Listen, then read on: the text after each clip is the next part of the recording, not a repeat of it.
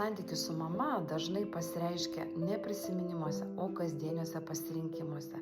Tai yra, kaip moteris leidžia savo ilsėtis, kaip ji reaguoja į artumą, ar lengvai pasako ne ir panašiai.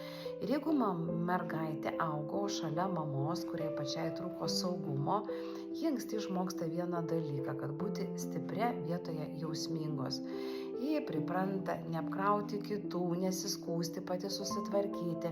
Suaugusi įtampa patikima, atsakinga, bet viduje dažnai jaučia įtampą, kurios negali paaiškinti.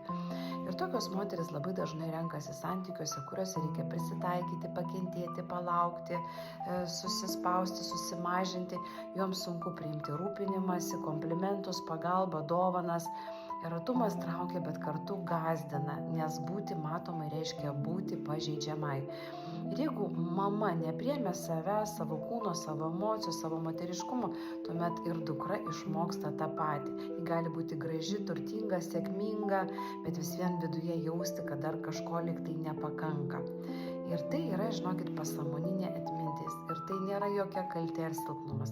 Už to visada yra tai, kas paslėpta, bet tai, kas nori būti pamatyta ir išgydyta.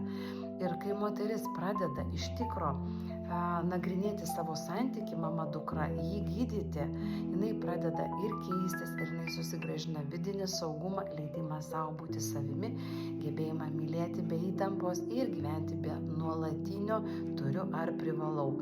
Todėl, mielosios, kviečiu jūs praeiti mano sukurtą 3 savaičių video kursą santykio mama-dukra išgydymas, skirtą moterims, kurios nori išgydyti va šitą santykį, sustiprinti savo vidinę savivertę, atkurti meilę savo ir brandžius santykius pirmiausia su savimi.